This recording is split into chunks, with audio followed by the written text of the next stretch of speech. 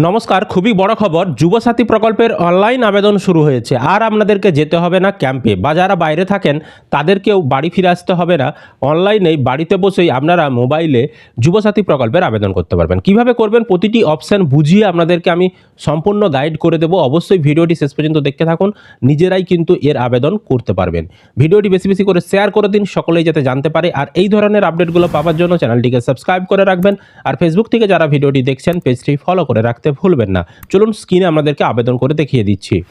যুবসাথী প্রকল্পে অনলাইন আবেদন করার জন্য আপনারা যে কোনো ব্রাউজার ওপেন করে গুগলে আসবেন। গুগলের সার্চ বাটনে এসে আপনারা এখানে লিখে দেবেন, আমি যেটা লিখে দিচ্ছি এটা আপনারা লিখে দিবেন। এই যে দেখতে পাচ্ছেন apas.wb.gov.in, এইটা আপনাদেরকে লিখে দিতে হবে।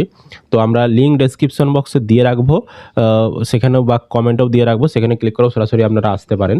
তো আপনারা যখনই এটা গুগলে সার্চ করবেন, এই দেখতে পাচ্ছেন apas.wb.gov.in, তাহলে গভর্নমেন্ট অফ ওয়েস্ট বেঙ্গলের এই ধরনের দেখবেন একটি ওয়েবসাইট খুলে গেছে। এবার এখানে আসার পর দেখুন ডান দিকে বাংলা যুবসাথী অপশান আর ক্লিক টু অ্যাপ্লাই অপশান রয়েছে। ক্লিক টু অ্যাপ্লাই ক্লিক করবেন, তাহলে এই ধরনের অপশান খুলে যাবে। এবার দেখুন এখানে অনলাইনে আবেদন করা যাবে, কি কি কাগজ লাগবে এখানে সেগুলো কিন্তু দেওয়া রয়েছে। এগুলো আপনারা একটু দেখে নেবেন। সমস্ত কিছু কিন্তু পিডিএফ ফরম্যাটে আপলোড করতে হবে, ম্যাক্সিমাম 2 MBর মধ্যে। তো যেগুলো অফলাইনে জমা করতে হচ্ছিলো সেগুলোই অনলাইনে জমা করা যাবে। এবার সরাসরি আপনারা এখানে বাম দিকে অ্যাপ্লাই অনলাইন অপশান রয়েছে, অ্যাপ্লাই অনলাইন অপশানে ক্লিক করে দেবেন। তাহলে আপনার সামনে এবার পরবর্তী এই ধরনের অপশান চলে আসবে।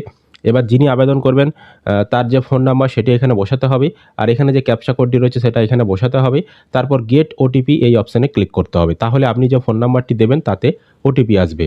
এবার আপনি যে ফোন নাম্বারটি দিয়েছেন সেই ফোন নাম্বারে দেখবেন ওটিপি আসবে, সেই ওটিপিটি এখানে বসাবেন, দিয়ে ভেরিফাই পিন অপশানে ক্লিক করবেন। তবে এই ওটিপিটা এখন আসতে অনেক সমস্যা হচ্ছে, যদি না আসে আপনারা বারবার চেষ্টা করবেন বা পরে চেষ্টা করবেন। এখন একসঙ্গে অনেকেই আবেদন করছে, সেই কারণে একটু সমস্যা হতে পারে।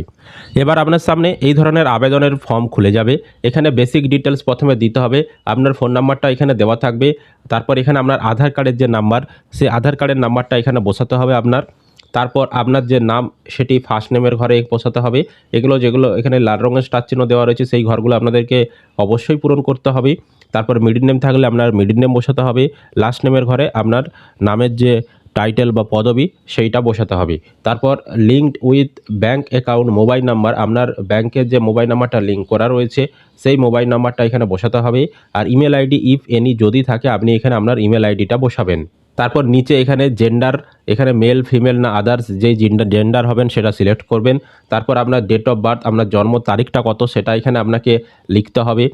আর জন্ম তারিখটা যখনই আপনি এখানে লিখবেন অটোমেটিক আপনার বয়স কত এখানে 1/4/2026 অনুযায়ী এখানে ক্যালকুলেট হয়ে চলে আসবে। তারপর এখানে আপনার বাবার নাম লিখতে হবে, তারপর মায়ের নাম লিখতে হবে। আর দেখুন স্পাউস নেম, যাদের বিয়ে হয়ে গেছে তারাই কেবলমাত্র এই স্পাউস নেমটা পূরণ করবেন। তো যাদের বিয়ে হয়ে গেছে ছেলেরা পূরণ করলে তার স্ত্রীর নাম লিখতে হবে, আর স্ত্রীরা যদি পূরণ করে তাদের স্বামীর নাম লিখতে হবে। তারপর ক্যাটাগরি, এখানে আপনি যেই ক্যাটাগরি হবেন জেনারেল, এসসি, এসটি, ওবিসি সেই ক্যাটাগরিতে আপনাকে চুজ করতে হবে। তারপর এখানে ম্যারিটাল স্ট্যাটাস, আপনি বিবাহিত না অবিবাহিত, না এখানে বিধবা না সেপারেটেড, যেটি হবেন সেই ঘরে আপনাকে এখানে ঠিক দিতে হবে। তারপর এখানে আপনার বাড়ির যে নম্বর সেটা লিখতে হবে। তারপর ভিলেজের নাম, গ্রামের নাম সেটা লিখতে হবে। পোস্ট অফিসের নাম লিখতে হবে। জেলার নাম এখানে সিলেক্ট করতে হবে। এখানে সিলেক্ট করলে এখানে প্রতিটি জেলার নাম চলে আসবে, এখান থেকে আপনার জেলার নাম সিলেক্ট করবেন। তারপর এরিয়া, আপনি ব্লকের মধ্যে পড়ছেন না পৌরসভার মধ্যে পড়ছেন সেটা সিলেক্ট করবেন। তারপর এখানে ব্লকের নাম বা পৌরসভার নামটা সিলেক্ট করতে হবে। তারপর নিচে যখন আসবেন এখানে পুলিশ স্টেশন আপনাকে সিলেক্ট করতে হবে। তারপর আপনার গ্রাম পঞ্চায়েতের নাম বা আপনার ওয়ার্ডের নম্বর সেটা সিলেক্ট করতে হবে। এখানে আপনাকে আপনার পিনকোড বসাতে হবে। আর স্টেট এখানে ওয়েস্ট বেঙ্গল অটোমেটিক থাকবে। আপনি মাধ্যমিক কোথা থেকে পাস করেছেন, কোন বোর্ড থেকে, এখানে সিলেক্ট করে এখান থেকে বোর্ডের নাম সিলেক্ট করতে হবে। তো আমরা West Bengal board of secondary education select করেছি। তারপর আমরা এখানে রোলটা লিখতে হবে মাধ্যমিকের, আর নাম্বারটা এখানে লিখতে হবে। রোল নাম্বারটা আপনি আপনার যে মাধ্যমিকের অ্যাডমিট কার্ড রয়েছে সেখান থেকে দেখে আপনি লিখতে হবে। কত সালে পাস করেছেন সেই সালটা এখানে মাধ্যমিকের লিখতে হবে। তারপর ব্যাংকের অ্যাকাউন্ট নাম্বারটা দিতে হবে, ব্যাংকের তথ্য, আধার লিঙ্ক যেখানে রয়েছে সেই ব্যাংকটাই দেবেন। এখানে ব্যাংকের নাম, কোন ব্যাংক আপনাকে ব্যাংকের নামটা লিখতে হবে। তারপর আপনার ব্যাংকের যে ব্রাঞ্চের নাম সেটা লিখতে হবে। ব্যাংকের অ্যাকাউন্ট নাম্বার এখানে লিখতে হবে। তারপর আইএফএসসি কোড কত সেটা এখানে লিখতে হবে। তারপর এখানে বলা হচ্ছে যে whether finance assistant received from government, অর্থাৎ আপনি কি সরকারি কোনো প্রকল্পের সুবিধা পান স্কলারশিপ বা শিক্ষা সংক্রান্ত সুবিধা বাদে। যদি আপনি অন্য কোনো প্রকল্পের সুবিধা পান তাহলে এখানে ইয়েস অপশানে সিলেক্ট করতে হবে এবং এই যে ইফ ইয়েস গিভেন ডিটেলস, যদি আপনি অন্য কোনো প্রকল্পের সুবিধা পান সেটা এখানে লিখতে হবে। ধরুন আপনি কৃষক বন্ধু সুবিধা পান, তাহলে এখানে ইয়েস দিয়ে এখানে কৃষক বন্ধু লিখতে হবে। আর যদি আপনি কোনো প্রকল্পেরই সুবিধা না পান তাহলে এখানে নো সিলেক্ট করতে হবে, দিয়ে এখানে এই নিচের ঘরটায় আর কোনো কিছু পূরণ করতে হবে না। দিয়ে এবার সেভ বেসিক ডিটেলস এই অপশানটাই আপনাকে ক্লিক করতে হবে। এবার আপনি চলে আসবেন ডকুমেন্টস আপলোডের অপশানে। এখানে আপনাকে ডকুমেন্ট আপলোড করতে হবে।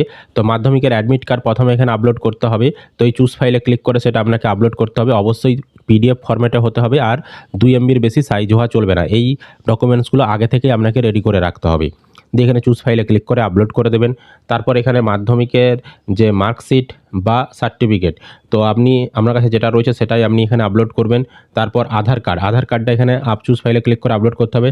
আধার কার্ডের সামনের দিক পিছনের দিক দুই দিকই কিন্তু পিডিএফ করে আগে থেকেই করে রাখতে হবে, দিয়ে এখানে আপলোড করতে হবে। ভোটার কার্ডেরও একই, সামনের দিক পিছনের দিক দুই দিকটাই আপনাকে একসঙ্গে পিডিএফ করে আপলোড করতে হবে।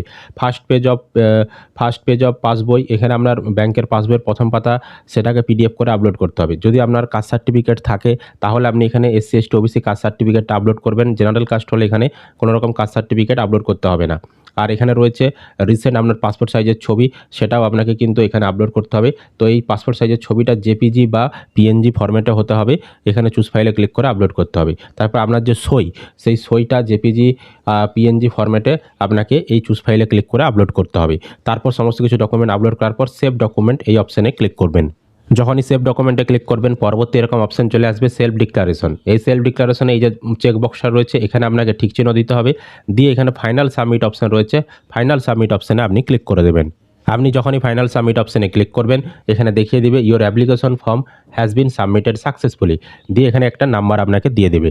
তো এই নাম্বারটা আপনি খাতায় লিখে রেখে দেবেন বা এইটাকে স্ক্রিনশট করে রেখে দেবেন, এটা আপনার পরবর্তী সময় কাজে লাগতে পারে। আর আপনি যে ফর্মটা পূরণ করেছেন তার অ্যাপ্লিকেশন ফর্ম ডাউনলোড করতে চাইলে এই অ্যাপ্লিকেশন ফর্ম এই অপশানে ক্লিক করবেন, তাহলে কিন্তু ফর্ম ডাউনলোড হয়ে যাবে।